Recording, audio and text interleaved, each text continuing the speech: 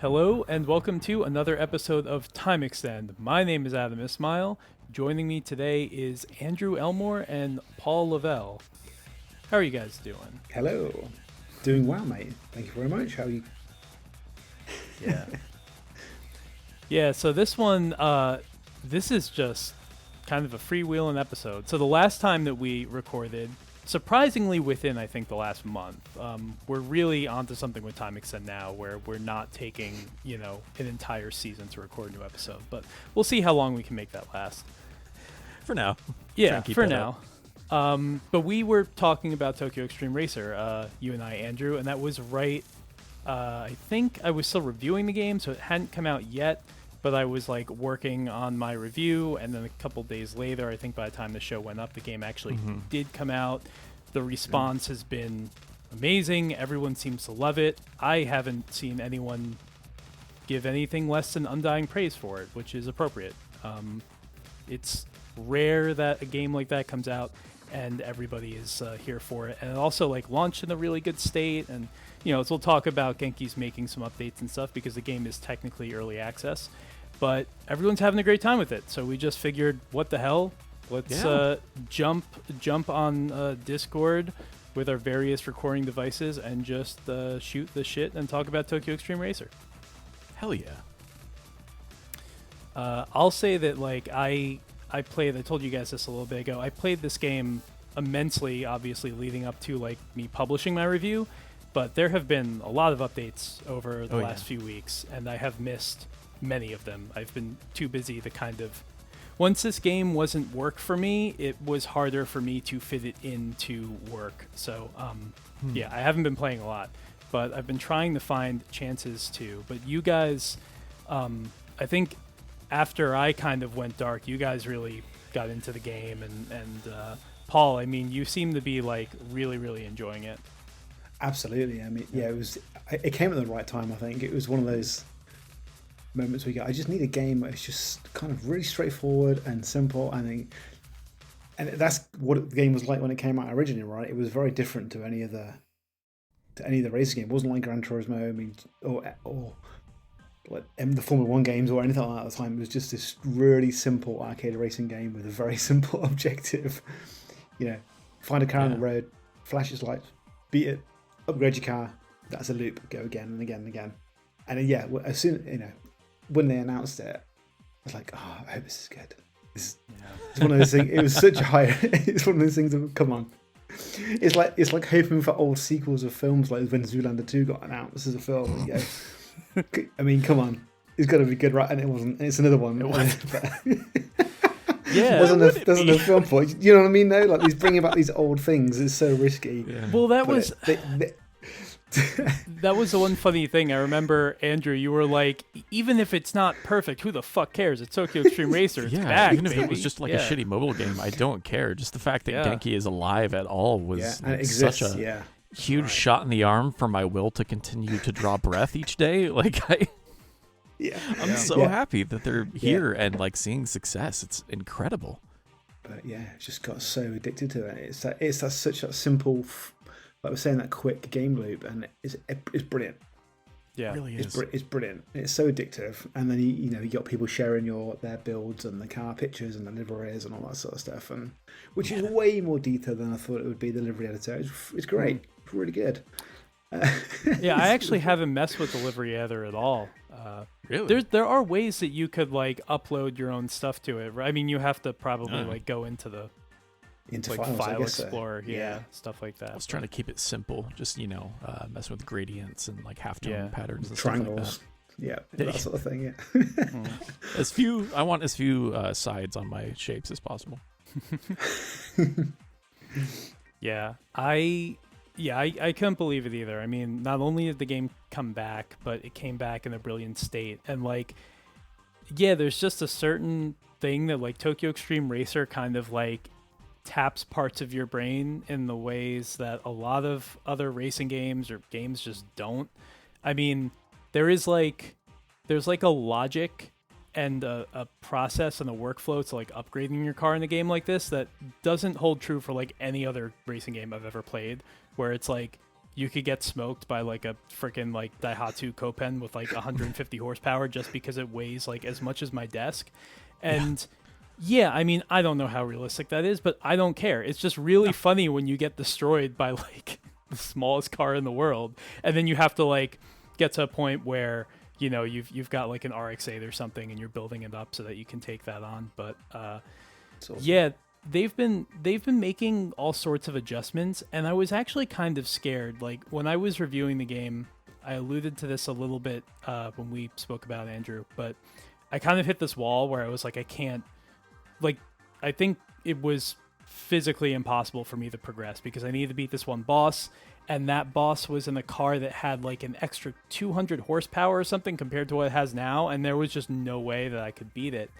But then Genki went back and they adjusted that because a lot of us were complaining about it, and they keep making these adjustments, and it's a really fine line, right? Because I'm worried, like, when I think about like TXR2, because that's the one I played a lot when I was a kid, like, I don't want that game, like, yes, was that game unfair? Like, absolutely. There were things about that were like insanely like just obtrusive to you progressing, but at the same time, it's like, I don't know, I don't want them to completely get rid of that. Like, that's part of the charm. Like, you when you meet that rival who just like blows your doors off, you know, on like those really fast portions of the highway, like you then, like, they become like sort of the North Star for you. Like, you have to upgrade your car, you have to get to that point. Like, they are now, you know, that's the white that's whale. the boss fight you're working towards. That's at that point. Like, everything else that you do until then is now like to work towards getting yourself into a place where you can then take them down. That's an immensely powerful thing. I mean, there's no other racing game I can really say that about, you know? No, it's Armored Core. Yeah. Right. Like, I mean, these games have always been like this. Like, even going back to you know, like 94 on Super Famicom, like they've had this kind of rival concept. Sorry, folks at home, I brought props because just that's my bit now. I'm the Gallagher of time extent. My favorite thing about recording when we have our cameras on is that we'll bring up a game and Andrew will just hold it up in front of the camera, just hold it up. Talking. It's like, how are they not only all on your desk, but like without looking, you can pick up the correct one every single time? I don't know. I stacked them this morning according to the order I figured they would probably show up in. So it's a little bit precarious. So if you guys could go ahead and mention the GBA one real quick, that would help me. This keeps falling off really the small Super Famicom carts. Because there's another one here, and the sequel's much better, but that's neither here nor there. I mean, it's whatever. Anyway, so, but yeah, like the rival concept that this game has always played with is very much like that Ace Combat, or even more so, I think, to Armored Core kind of thing, where it's like, it's just a name, and in most cases, it's a like goofily translated poetic phrase that's incredible. All of the names of every rival in these games have always been just the best things in the world.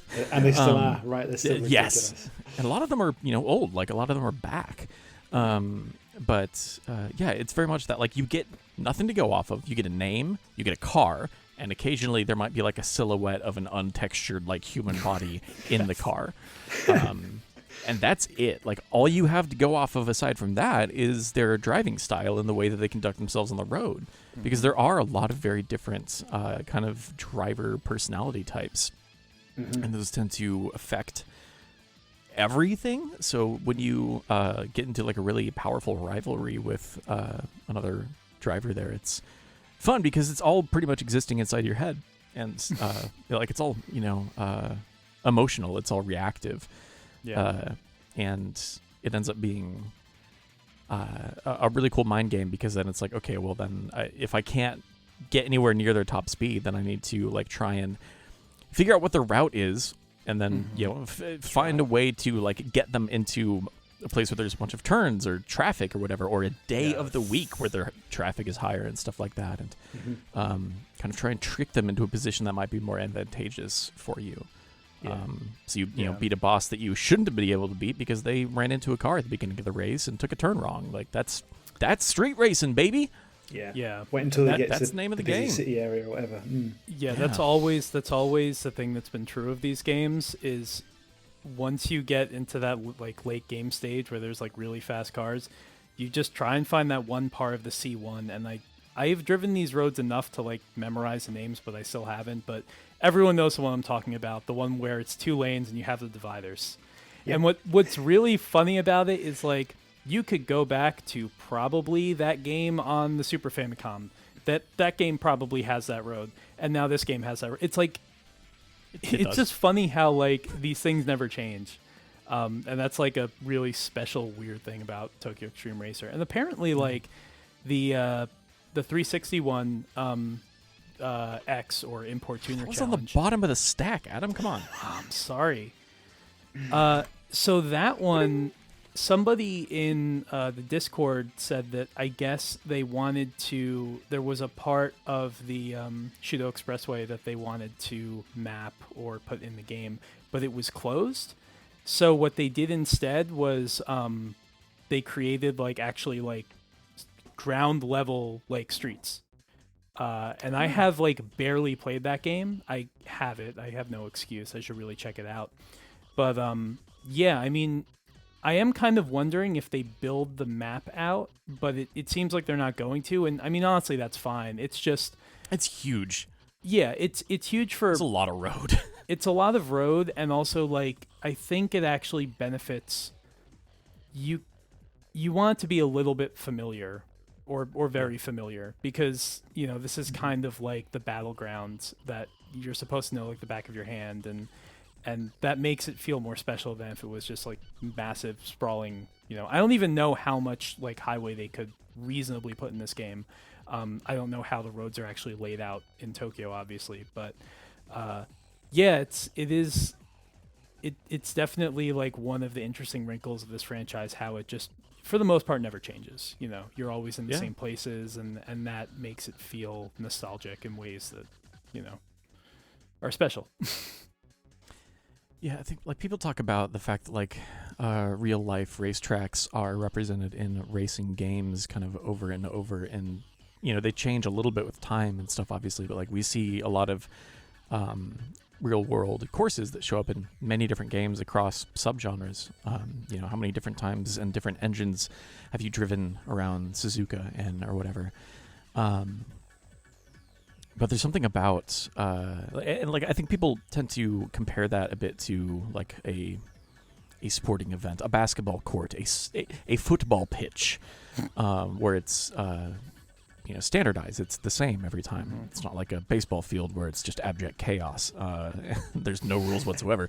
It's something that you can depend on to be a consistent. I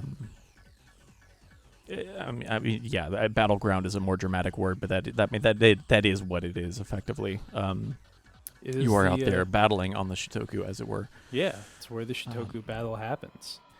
Yeah, and I think just and again, like I think knowing when and where those like turns and snakes and stuff can come up will help a lot with like even whether it's the broader like planning before you go out onto the road that's like borderline early Rainbow Six style kind of thing, or the like you know microsecond like split decisions that you're making on the fly while you're racing at a zillion miles an hour.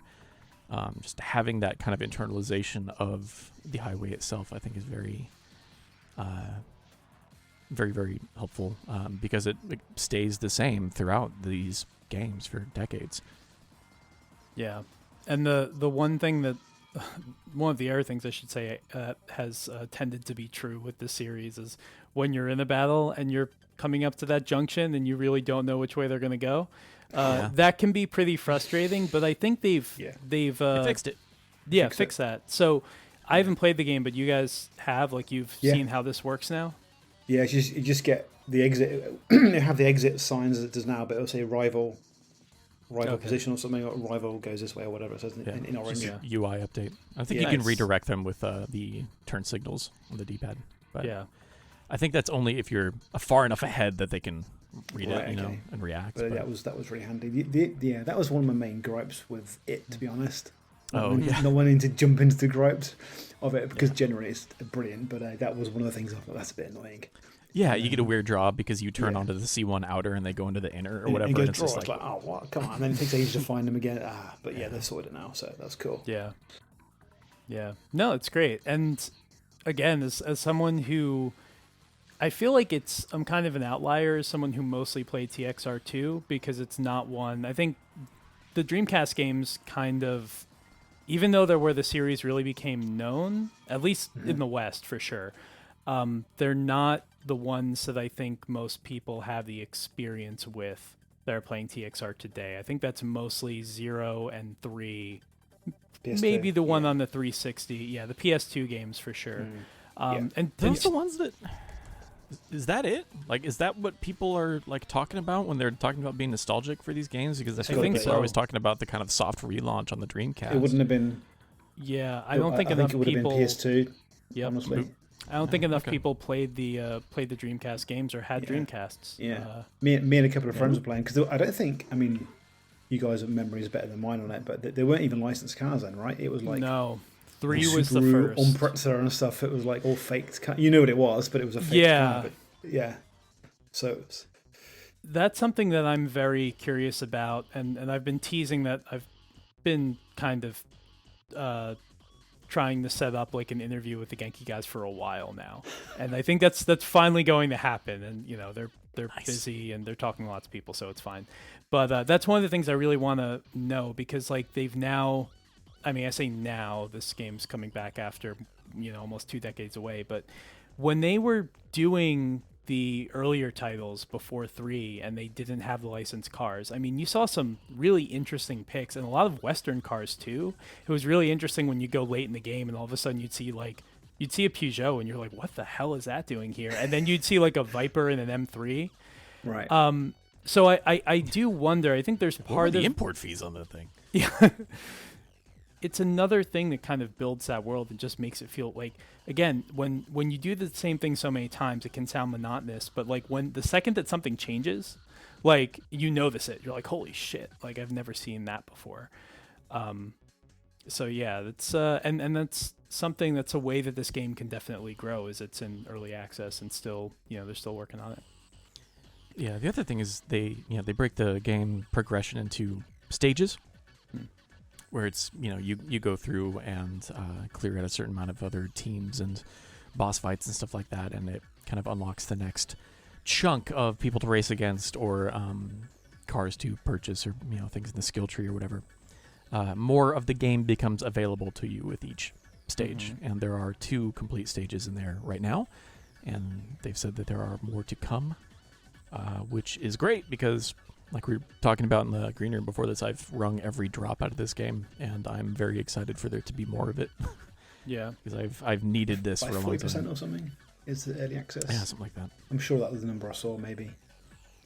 Which is wild because there's, again, I put 20-something hours into this thing already. It's and it's a very good system. Like you point out the stages, Andrew, and you're right. Like. With a lot of racing games, it can be weird when those expansions come. It's like, how do they fit into the career? They have to go back and like, but no, it's just like, they'll just pretty much like add these blocks onto after chapter 2 or whatever. And there you go. There's more of the game. Yeah. Cars as well, right? You'd go. Yeah. Is the R35 like GTR in it? I don't think I've seen it. I don't think so. No, so I don't think so. So you'd have that tier of like 800 to 1,000 horsepower cars or whatever, right? And beyond. Yeah. Get the Rockets. Viper, like you say, get the Viper in it and stuff.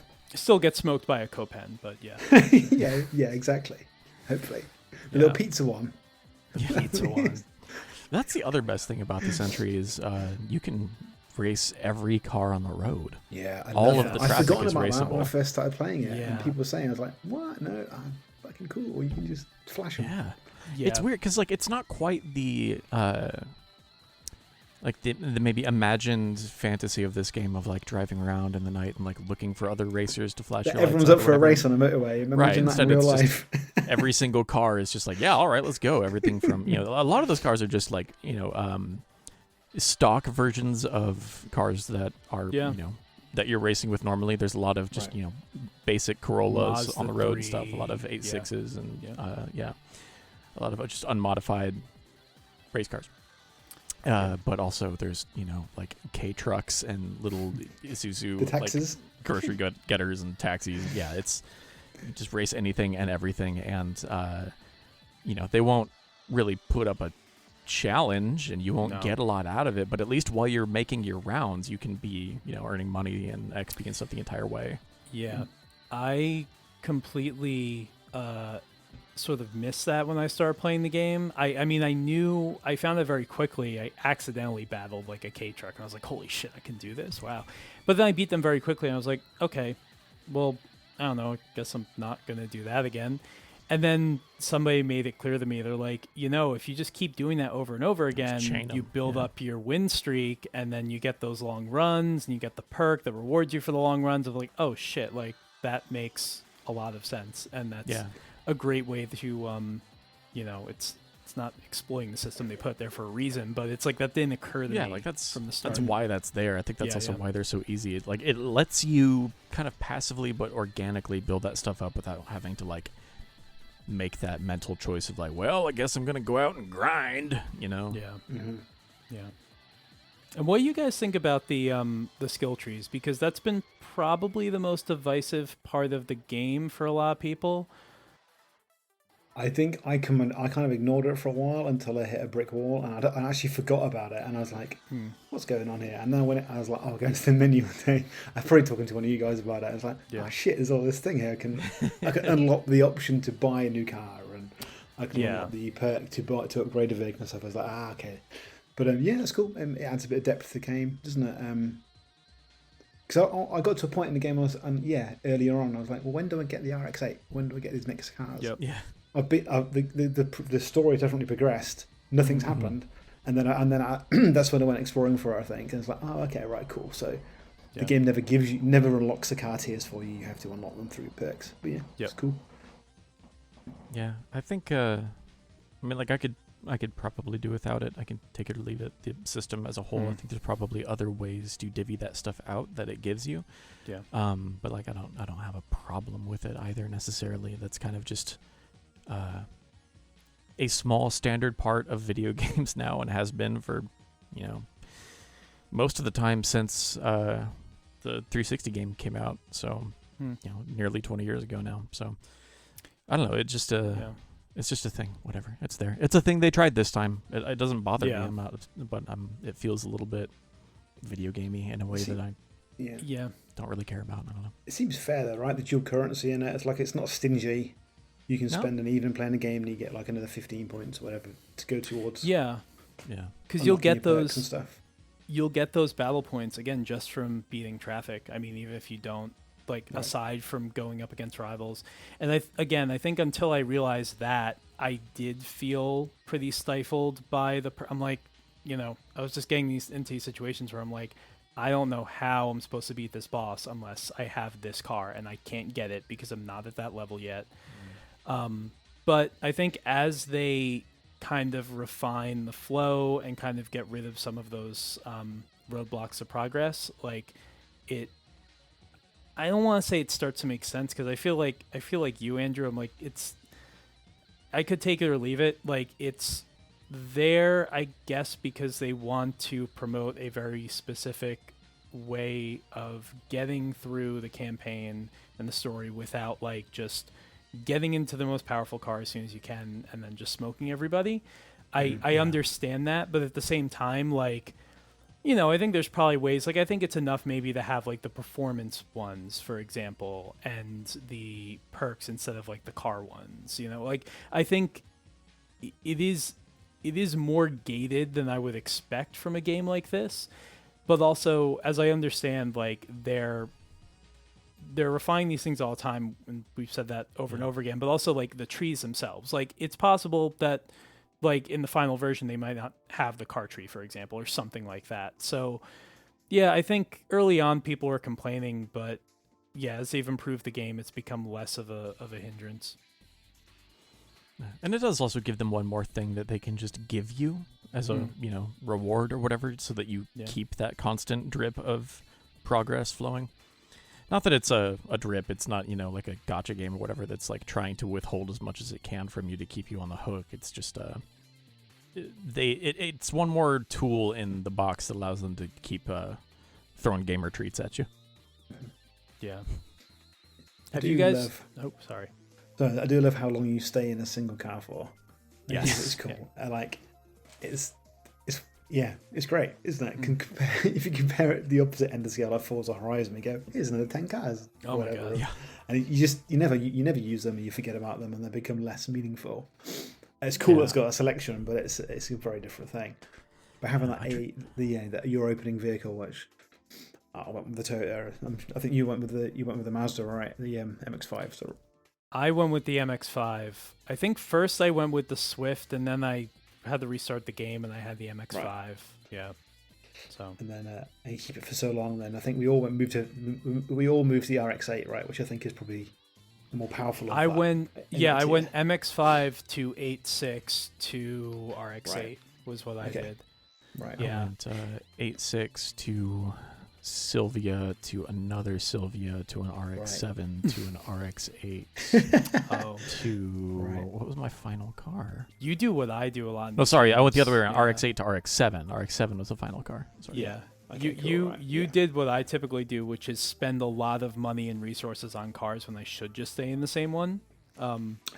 Because I wanted to do that so many times. I'm like, I'm a little tired of this. Like, I want to move on to something else. I'm like, I should just. This car's good enough. I should just stay with this for a little bit longer. I do think to go back to the car skill tree, at least, I do think there's some weird quirks. Like, I don't understand why, for example, a lot of the like older MX-5 Miatas only become available later on. Like, that doesn't really make a lot of sense. You would think those cars would be available earlier. Some things like that. Because like I'm at the point where it's like, unless there is a rival that requires me to drive that car, I'm probably never going to drive that car because I'm not like swimming in cash exactly. Yeah. So I wonder if later on there's like they introduce like a rarity rating. I mean, to be fair, all those Mazdas and RX-7 especially were pretty rare, but like a Mark 1 MX-5 is a pretty rare car, and especially here they just rusted the fuck in the UK. Oh my god! Because they were never galvanized, they just fall apart. So if you find a mint RX MX-5 these days, they're really expensive. So maybe they'll introduce like a rarity rating and then bring it in later on or something. But yeah, otherwise it's only a car you'd really have to go out and actually purposely want, right, for free collection or whatever. Yeah, and there are a lot of weird picks in this car list even as it is, and they're planning on growing it. But like things like a lot of like mid 2000s stuff that you just don't see anymore, like the really old Mazda 3 and the last Mitsubishi Eclipse. I mean, I haven't thought about that car in fucking ages. So I think about that car constantly. Yeah. We never got them here, the Eclipse. Oh yeah, the UK. Really? Right, yeah. Any of them? Yeah, no. So when the Fast and Furious came out, like Paul Walker had the green one, right? Like no one over here, we never knew what that car was. Like, oh my god, wild. Yeah, never came out. Yeah. Well, they were only good some of the time. I think those like the first and second generation were good. And I think the second one had like 4-wheel steering too.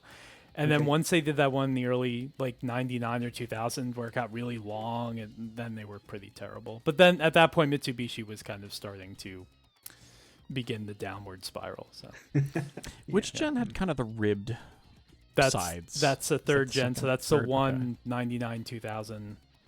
I believe that's third gen. Yeah, that was one of the first cars I ever drove stick. Was that and an old Infiniti Q20 that was brought over from Liverpool. Oh wow! Yeah, a buddy of mine Liverpool, who UK, moved over here from there who brought his car over with him. But okay. So around high school, he taught me to drive stick on that, and then a girl I dated in high school, her mom had that Eclipse, and that was a manual as well. And so I spent some time, shredding that gearbox, learning how cars work. That's my Eclipse story. Yeah, the Fiesta ST I got was my first manual car, and I did unspeakable things to that gearbox. But you gotta learn one way or another, and hopefully you don't learn in an accident. The hard way, yeah. If you can't find it, grind it, is the saying we say over here. If you're crunching those gears.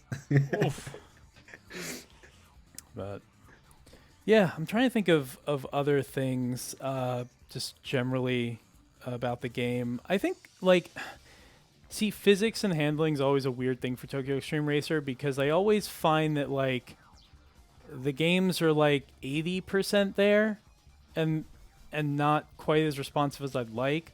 But then like the fair counter argument to that is like you don't want too much grip because this is a game where you're going very fast in very narrow corridors, right? So if you have something that's like extremely touchy, that's just also not what you want, and that's going to get you into a lot of trouble. So I don't know. I also don't know if they're really planning on doing anything. The handling, I think, is probably going to stay the way it is. I just wish that like, because what you don't get, because understeer is mostly like the sort of like the slant of just the handling model in general. You don't like rear-wheel drive cars don't really feel different than front-wheel drive cars. It's everything kind of feels the same, and I think that's something that they could probably improve if they wanted to.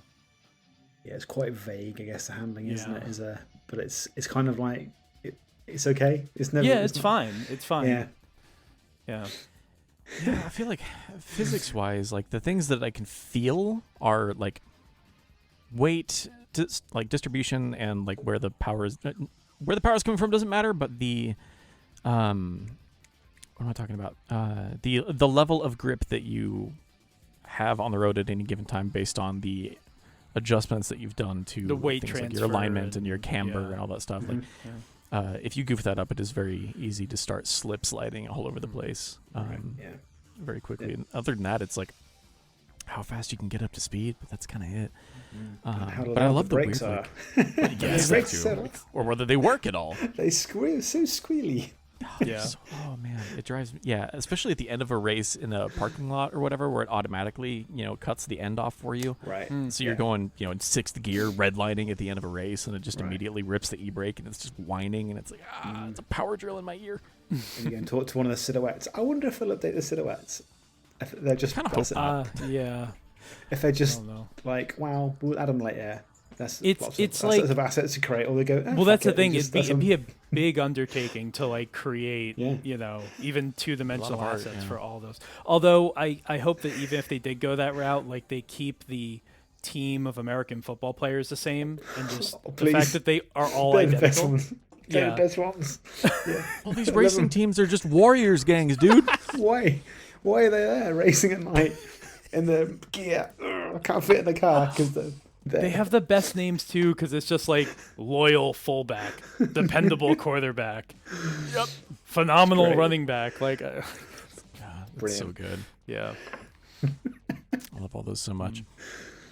Have you guys messed around with the day-night mod that Silent? I think someone else worked on. Yeah, it looks interesting. I always like that sort of stuff, but no, I've not touched that at all. Have you haven't seen it at all? First I've heard of it. No. It's amazing. So because the game's just in UE5 and uses like Lumen and everything, like turns out that if you, I don't know how they did it, but if you pretty much change the light source or whatever, or the environmental light, like the game, it works. Like everything works. It looks like it was designed to be in the daytime. It's crazy. Just seems supernatural. So I can't see them, because daytime feels weird in Tokyo Xtreme Racer, but I could almost see them doing kind of like maybe I don't know, like a Need for Speed Carbon type thing, or like a Midnight Club thing, where like it's a little bit, it's like almost dusky, like dusk, mm-hmm. and then it goes like straight from dusk to night, and then back to like dusk, something like that. Did it ever do that? I only remember it being like middle. They used to. Ooh. He says, holding up the Saturn and PS1 entry in multiple languages. They used to have daytime. That's true. I completely forgot about that. Yeah, because I only have, you held up Shitoko Battle 97 on the Saturn. I have that one. /R/Tokyo Highway Battle is what it is on PS1 in the States, at least. Yeah, I forgot. So maybe that's something they gave up during the Dreamcast days. I don't know. Okay, that'd be cool. Yeah. That'd be cool. Yeah.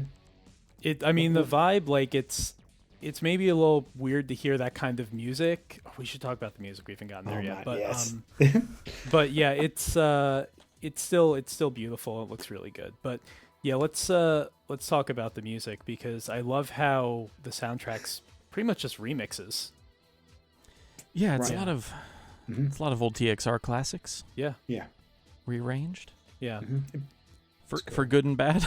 Well, that's the thing. So I wonder if they do, because I don't know if you guys have played the Virtua Fighter Revo, but one of the great things about anytime Sega does a Virtua Fighter now, or they re-release the same one 14 times, is that you get like all the old soundtracks. So like in VF5 Revo, you can play the VF2 soundtrack. Like it's fantastic.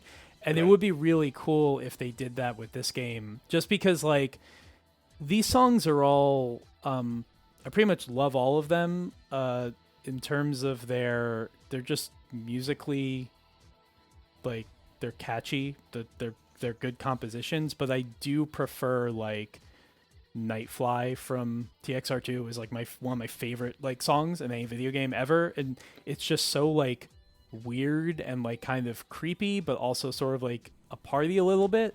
But I feel like now what they've been doing, and also this was true of like the later PS2 and 360 games too, they kind of go for more of this like bombastic thing, which is fine. I mean, that's fine, but it'd be cool to have like some of those old versions too.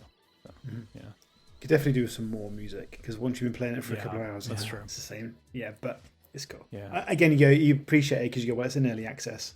I'm sure they'll add more more music tracks later on. And even if they don't, I'm playing a game with a 25-year-old song in it, that I remember, and it's a great game, and so it's fine. It's wicked. Yeah. Yeah, it could definitely stand to get some more variety in there, and I don't know. I'm really hit or miss on a lot of the tracks in here, because some of them are fantastic, some of them are really, really great, and then some of them grate on me pretty bad. The garage music, the guitar tone in that makes me screw my face up in pain. Yeah, so that one I remember from the tone and being slightly out of tune. I think that one was from TXR3, and also the car dealer song is like really memorable from TXR3. And those, I think what it is too is that like the songs from like the Dreamcast games versus like the songs from PS2 games, like they were all going for something different. So then to put them in the same game, it just kind of makes it feel like a little bit more of a greatest hits, which again is fine. I mean, this is kind of like a celebration of this franchise, right? Yeah, I think it's allowed. I want to joke like, Genki, please hire me, but I'm not worthy. Please don't. You should get somebody else who can you have a really body do this thing justice. You have a body of work, and I'm not even talking about like you've just all of the work you've done. Like specifically, you have an album. It's like a pitch to every racing game developer. It's like, let's go. But this is real. This is real. One other time that they did have daytime tracks as well that I forgot about was Racing Battle C1 Grand Prix. Oh yeah, which I consider a Shutoku battle game because it's on the C1. I have that and don't really play it because it requires me to understand the language more than I do. It is a little more toony. Yeah, at all. Did you guys play the old Kaido battle games? Kaido? PS2 ones? Yes, sir. Yeah. Although, I don't have 2. So there was Kaido Battle 1 and 2, and then Gaiden. And there's Wangan on PS3, right? Wangan Midnight, which is... Yeah, there's a bunch of those. Well, that's a different thing. Yeah. So there was one... So in Japan, there were 3 Kaido Battle games.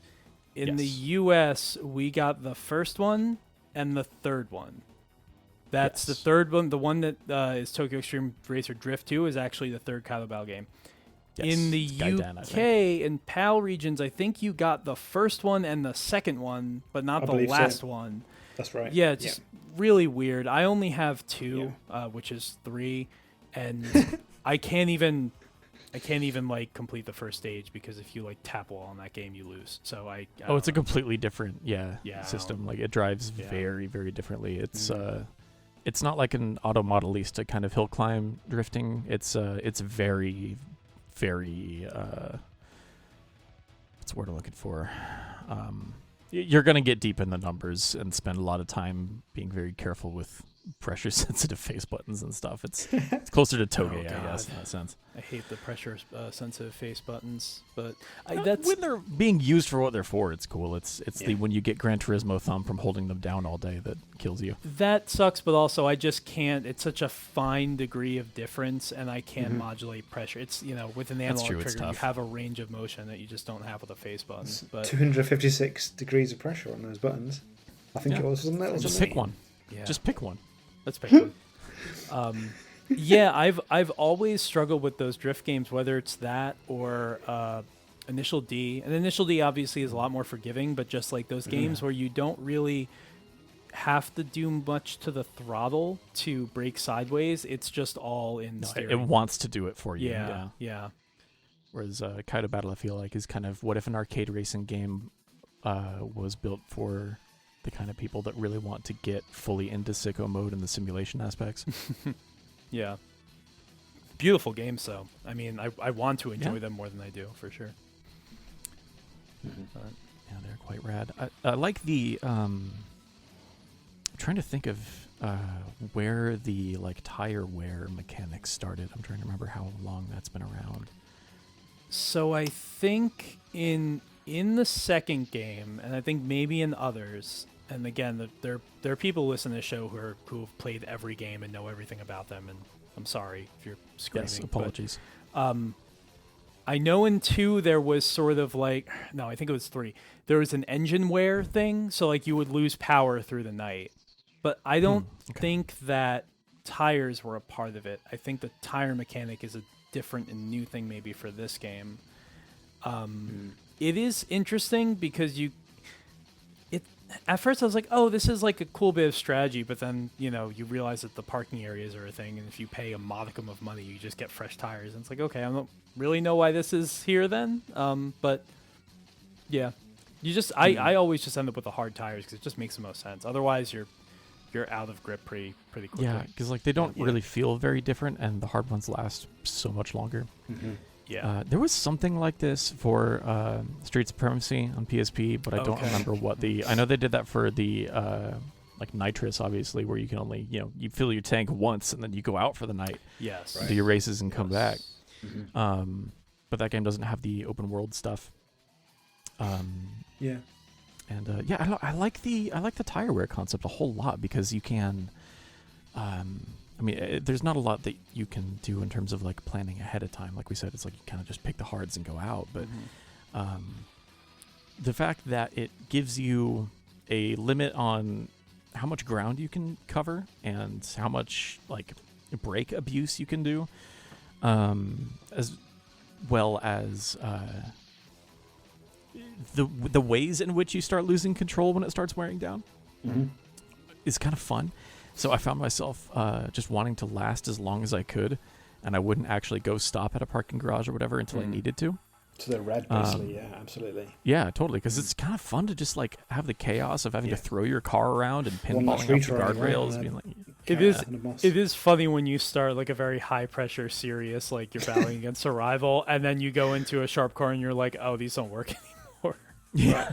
Or you finish it and then immediately afterwards there's the cutscene and you get another racer straight after. When you get one after the other. It's oh no. So that I know Bren pointed that out as something that really surprised him when it happened to him the first time. It did the same thing to me. I thought the game crashed or something. I was really confused. As well, don't you? Yeah. Yeah, but when you get to those battles where it's you're going up against a team and you're not really ready for it, that's really cool. And that's the kind of thing that I hope more than anything else. I mean, aside from the little, very easy quality of life things they could do, I want to see more things like that. Street Supremacy, for example, had this really cool mechanic where it was a 5v5 battle, and the first 2 members of a team would go out. I've never won one of those in my life. They're cool though, and it's nice that they make the team aspect, and again, because you're giving these people so much context in your head, and you remember these rivals and whatever, and it matters to you, and you kind of make your own story. That team element actually means something, and that would be really cool if they brought that to this game. And I like opportunities like that. Yeah, definitely. Or even them coming after you at night, like a nemesis system or something like that. Right? Like, yeah, now we're talking. That sort of thing would be cool. Now we're talking. Yeah. Hey, I live like 10, 15 minutes from Monolith's office. I can walk down there and ask, hey, anybody want to work on something dumb? I got an idea. Right. Oh, man. But yeah, that's a good idea. Damn it, I can't stop thinking about that now.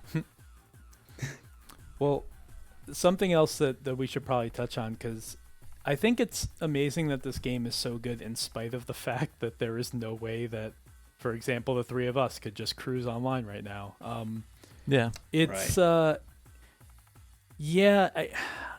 when I realized that they weren't going to be doing multiplayer before a game came out, I felt two ways about it. One half of me was like, fucking go Genki. You know, you're just making the game you want to fucking make. You don't care about anything else. You don't care about the fact that it's 2025 and, you know, nobody in their right mind would ship a game without a multiplayer element, like just even a basic one. I love that they're just sticking to their guns and doing what they want to do. But on the flip side, I don't need anything complicated. I don't want a campaign online. I don't want anything like that. I just want to be able to drive around with two other people. There don't have to be objectives. Like, if they could do that, then I'm thrilled. Yeah. Have they ever had multiplayer? Did the 361 have multiplayer? Maybe. I don't think so. I've never played it. I certainly haven't played it online. Yeah, I'm not sure. Or anything. In fact, I was trying to think what other game modes they had. They had like time free run and stuff before, right? That was the only other thing I can think of where you just drove around. Or time leaderboards and right, it's had leaderboards, and they have the things where you drive around now, like and you get the time, your clock will suddenly come up right, so you get like sectors and stuff, which is cool. So maybe eventually they'll introduce those happen automatically in this game as well. Well, is that Andrew's?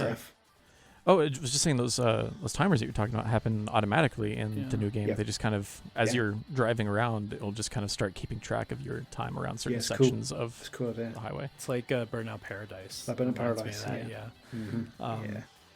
So just a basic, because honestly, like, I think the reason why it shocks me so much is because if you look at everything that fans and modders have been doing who love this series while it's been away, like you look at the Shitoku Revival Project and like Assetto Corsa and stuff like that, like, I mean, people are just cruising. Like, that's really what they're doing. People make Gran Turismo lobbies where they just cruise around the Tokyo Expressway tracks. Andrew's pointing to himself. No, right? A guy that I work with, we've had a lot of times where we're just like, we need to work out a problem, like a game dev thing, we need to talk it out, and we'll hop into whichever the Shudo Highway is in GT7, and we'll just drive. Just cruise. It's great. Turn a hood off. It looks absolutely incredible. We've seen it the day. Yeah, exactly. So, that's another thing on my wish list, but that's about it. Yeah, and even then, like, it's fine by me. I suppose, online multiplayer is a much more expensive thing to then go make. Right. So I understand why they would not be doing that out the gate, but and if it never happens, that's fine. I've only ever played these games alone. So it doesn't, like, that would be cool to be able to do that, but I'm not like bummed it's not there or anything like that. But again, also, as previously stated, my expectations were on the floor. So everything above that, I'm just jumping with joy at every little thing about this game. Well, I think a lot of this feels like, because I did see an interview when the game was first shown, only a couple weeks before it came out, and they were asking someone on the team, and they were like, multiplayer maybe for next time. And here, like, reading that and then seeing how, like, the response has been to this game, I think they were genuinely surprised by how, I mean, I think everyone was, and that's the best problem, if you could even call it such a thing, to possibly have. Like, it's just so rare for something to come out and just be so much fun out of the gate. And also, on top of that, being an early access title, and, like, I mean, not to go negative too much, but, like, Assetto Corsa Evo came out recently, and that game had a bit of an issue at launch, and I don't know where it's at now, but it was such a kind of miserable experience for me personally that I haven't touched it since the day it came out. Haven't refunded it either because I know it's going to get better. But like, yeah, again, the fact that this game was early access and came out as well as it did, nobody really had expectations. Like, it's really a commendable thing. Yeah, and what was it, $30? Yeah, like it was yeah, $30.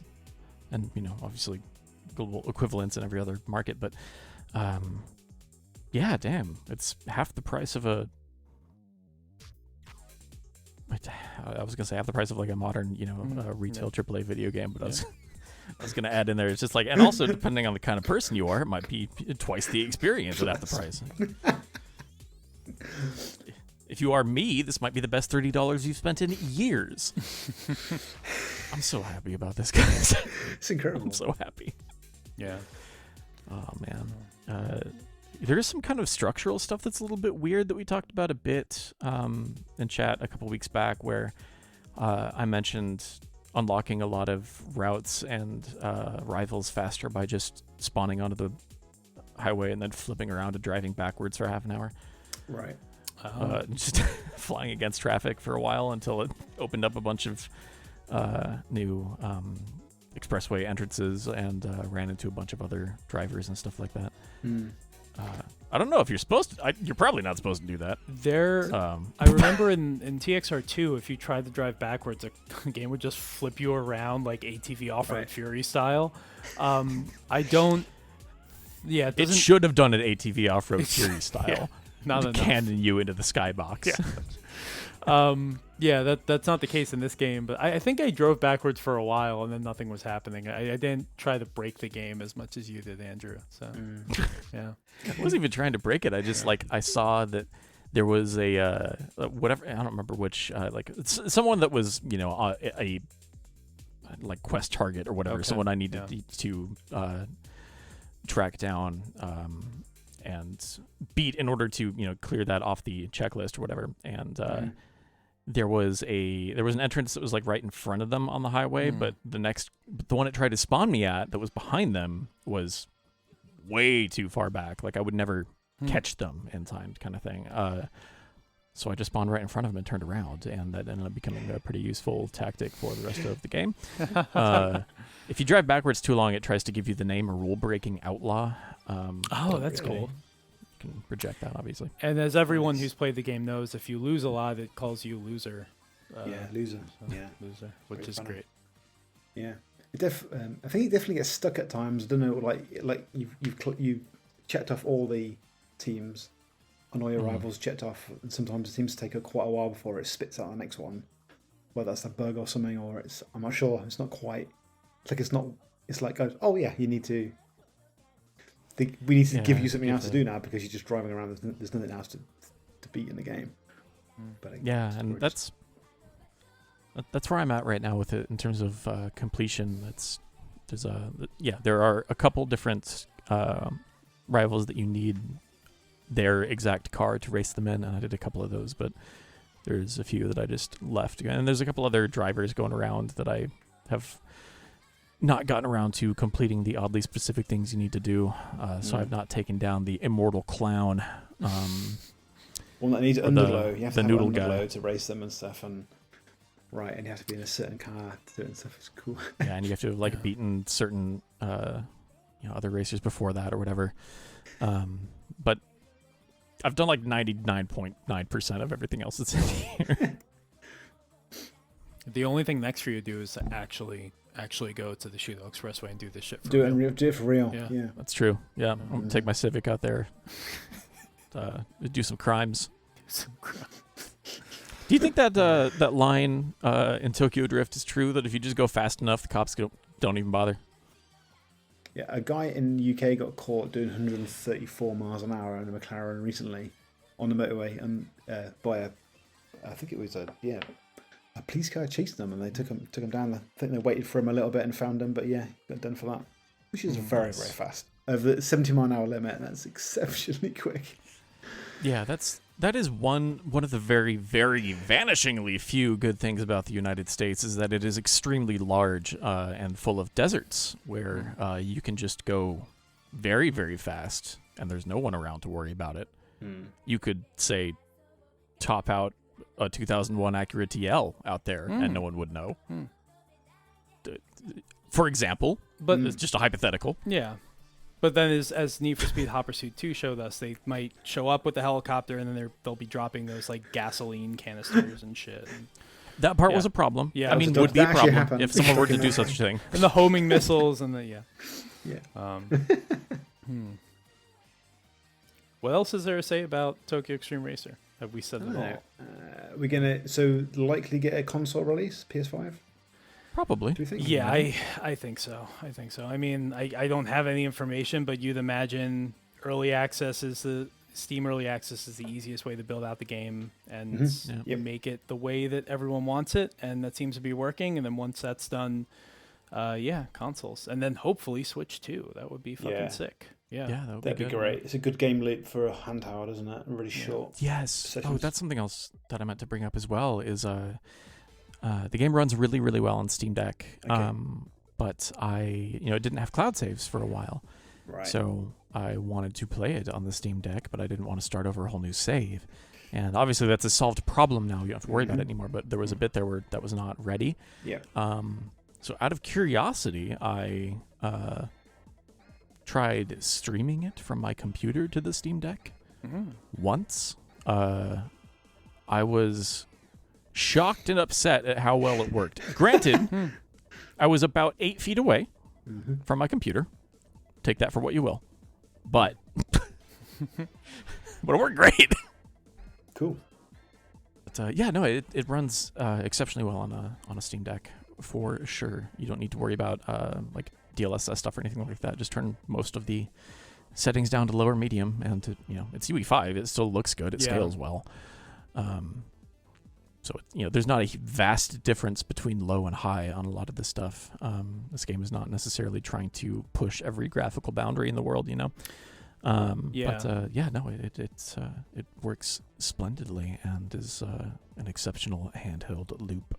Did DF do any kind of analysis of this yet? Or I know they were fucking busy as hell, but I was just wondering. Yeah, I don't think so. I think. I mean, I should probably double check. I think so. That, but, because it's the first UE5 game that I've played, and that I've played on my PC, and I was really worried, but it's also a simple enough game. There's not that much going on that like even someone with a pre-out-of-date PC like I have can still run like the weakest form of global illumination or something like that, and still maintain like 60. And even if you don't do those things, like the game still looks pretty good. It still has that, It's obviously not going to have like the polyphony car models or things like that, but it has the vibe and the lighting of that you would want for a Tokyo Xtreme Racer game. So that's like the most important thing. Yeah, you'll definitely see seams in car models when you start playing with the livery editor. For sure, there's stuff like that will remind you of this game's budget a little bit here and there. In spite of the... there's been a lot of like discourse lately about the cost of video game development because it's astronomical and takes years and years and years because people that wear suits to work funnel all of that money upwards and exploit the rest of us to death. But people assume that it's because we have to spend all of this money on assets making games look like super pretty and technologically complex and beautiful, but like that is the stuff that's gotten cheap and easy comparatively speaking. Obviously it's not easy, but that's the stuff that has gotten more efficient and affordable to the point that a company as small as whatever Genki is in 2025 can pump out a game of this size on Unreal and be able to continually push new builds and stuff through Steam because you don't have to worry about like first-party console cert and stuff like that, so they can get all of the early access stuff out here now. I think it's... because of that tech, it is able to look like it's punching above its weight a little bit, and I think that probably helps its presentation. Because there are a lot of little elements. Like when I talk about things that remind you of its budget, I'm talking about the things that like could probably get polished out in early access, like little localization weirdnesses, and like strange UI quirks that don't really make a lot of sense. No, let's keep that in. That stuff. Do you still have to use like an analog stick like a mouse to navigate the yes. UI. Yeah. That's so I just sat here at my desk and used a mouse when I was using the menus, and then switched back to controller when I was driving. Which that's hilarious. They will definitely fix that for console, but I sure hope so. Yeah, it'd be like GT where it snaps the cursor right to the. Right. That worked too. Sure. Yeah, but at least GT had like a map. Like I kind of understood it. This game is still just like basic menus. Yeah. A lot of TXR you can't navigate on a controller with a D-pad right now. You have to use a stick, even on Steam Deck or whatever. So it's ideally that stuff will get ironed out over time. But generally speaking, it feels like a pretty complete product. Yeah. If this was it, and it was not in early access, and there was no more content coming, I would still be very, very happy with the $30 I dropped on this thing. Yeah. No, totally. And I mean, we have a rough idea of like where they want to go with the early access, like you're saying, like 40% or something like that with the stages. This doesn't seem like it's not a live service. Obviously, that's not the future of this game, right? So like. Yeah. I think once that period is done, that's going to be the game. But yeah, even if this is all it was, I would still pay $30 for it and done so easily, happily. Yeah. Granted, also that's we've been starved for a new one of these for nearly 2 decades. But it's what was I going to say? It's sorry, my train of thought is it left without me. So jump in. I'll try to remember what I was thinking of. Yeah. I don't know. There's nothing that I feel really strongly about. Even things when it comes like I talked about multiplayer for a while. Like if that never happened, it would be okay. Like there's I think ultimately I just want to be able to use a D-pad to navigate the menus. That's really that's my biggest wish. After that, you can ship it. That's what I was thinking is it's my hope for this game is that we have this big hit out the gate, and everyone is talking about how all of their sicko friends won't stop talking about this game, which is beautiful, and that warms my heart tremendously. But my hope is that it stays quiet for a bit and they finish it, and then they are able to kind of have that second bigger launch, where they can then put out the like official 1.0 and have their big like marketing push or whatever, and also hopefully drop console ports and stuff out at that point, so they have a store presence everywhere at once and are able to like have that launch, because I think they had something of a shockingly successful introduction that felt like a launch out of nowhere, but it is hard to kind of, because of how well polished it is generally speaking, even if the presentation stuff is a little bit janky still, like the video game part is still really, really well tightened down. And I think they were able to have an introduction of an early access game that felt like a launch, I guess is a way to put that. The way that a bigger game like Hades 2 did recently. And it can be scary with early access games because sometimes you make that first big splash and then you're never able to recapture that again. You finally hit 1.0 and no one cares anymore. Because you've already been, whether it's because every update in early access has been a news story for the past however many years or whatever. Like there are different external forces of context, I guess, that can make these things work out differently. But just, I don't know. My point is I hope for the best for Genki, obviously, and for this game. Yeah. And I hope that whenever it is, quote unquote, done with a capital D and a period at the end, that they are able to tie a nice little bow on this thing and push it out into the world and be warmly received. Yeah, absolutely. I know a lot of people who want to play this game that don't have PCs, and that's the other thing is, these games were, I feel like talking about it now, it's like, oh, TXR is it's been so long, it's a niche thing, but these games came out, they didn't start at this time, but they really hit their stride in the mainstream at the times when like Fast and Furious was coming out, like Street Racing and even racing before that. I mean, well, yeah, it's true. The Dreamcast games preempted that, so they were like primed for that sort of attention, and they got it. I mean, there was a freaking GBA game that wasn't even developed by Genki, by the way. That game is, I haven't played it because you were holding it up earlier and you're holding it up again. That game I think is pretty cursed, right? Have you actually tried it? Yeah, it's I guess you could think of it that way. I was more just every time I look at this game, I'm amazed that it's running at all. I'm like, this is one of those like quasi 3D racing games on the GBA. Yeah. It's kind of like playing Driver 3 on GBA, where it's like this feels illegal, but also I can't believe you did this. Yeah. There's a thing about 3D engines on the GBA. I think that YouTuber Mini-Me did a really good video about all the different racing games that had 3D engines. And about Driver 3. Yeah, I think once you get over how impressive it is, it's like, okay, this still isn't really playable, though, is it? Yeah, it's like for a lot of games. Like I have, it's for like Sega Rally on there as well, and like V Rally 3. So like there are cool 3D racing games on there, but like after the impressive part washes away, it's kind of like Stunt Race FX on Super Nintendo or something. It's like V Rally. It's really cool that you're doing this, but also, V Rally 3 is incredible. I mean, that game on GBA is unbelievable. Top Gear Rally as well. A lot of, well, not a lot, as we're saying. There are a few. Many of them are just sort of like, a four-sided model with wheel textures. Sure, yeah. They're cubes with smaller cubes attached to them a little bit. But, so, Test Drive 6 style. Yeah. So, Tokyo Xtreme Racer. Well, it's great. I think it is, yeah. And I think there's something to be said for it's the point in time that it's hitting at right now.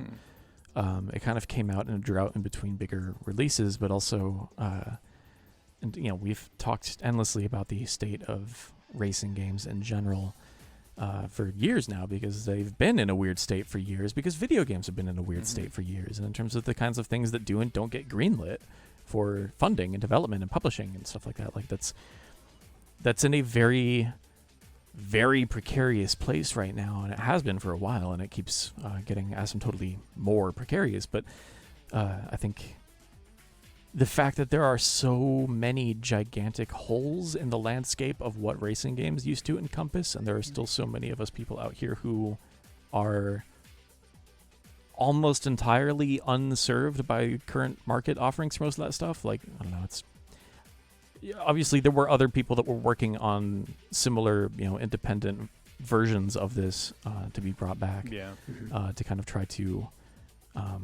revive it, and then Genki themselves shows up, and there was one about a couple years ago that you told me had like malware on it. Kanjizoku, don't play that game. And then they updated the art, and it looks real weird. So I just it's bad. hit that for the Steam library. It's like that thing seems. JDM should be good. The demo for that was great. That's right. You were talking about that. That's next month, right? It's March, I think. Jeez, really? Japanese Drift Master. I think it's March or end of March. Sweet. That's cool. Nice. There's a ton of like. Stuff in the parking garage rally circuit tier. Oh my god! Like very small teams making incredibly cool little things. Yeah. But in terms of the the tier above that, but below Forza and Gran Turismo and stuff, is a wide berth, and there's a lot of room for a lot of different things in there, and very few of the things that used to fill that space are still around, basically. So I think. In terms of hitting an unserved market out there of people that would love to play a weird, artsy Japanese street racing game in the years following many, many YouTube video essays about Racing Lagoon, I think the world is now more ready than ever for Shitoku Battle. Yeah, for sure. And you mentioned Parking Garage Rally. I almost said Project Gotham Racing because they're the same letters. Parking Garage Rally Circuit. That game is like freaking. We haven't talked about it because we do these episodes so infrequently, but that game is like, to me, the gold standard of like an indie racing game, and I think it also is very, very like targeted to freaks like us specifically, because there's literally like a Saturn graphics mode. Like it starts out in that, I think. Yeah, like by default, incredible. Like limits the frame rate down to like 20. Limits the frame rate, you're gonna frame rate to cool 20. Way. Like the draw distance is 320 like by 240. Draw distance 50 like feet in front of car you. length in front of you. Yeah, it's incredible. Yeah, Tim, he actually the engine works in such a way where like it generates everything as quadrilaterals, because that's what the Saturn did. Like it's just awesome. That's crazy. That game is fantastic. It's so cool, man. I didn't realize that we had not talked into microphones about that game Should yet. pod on that. That'd be cool.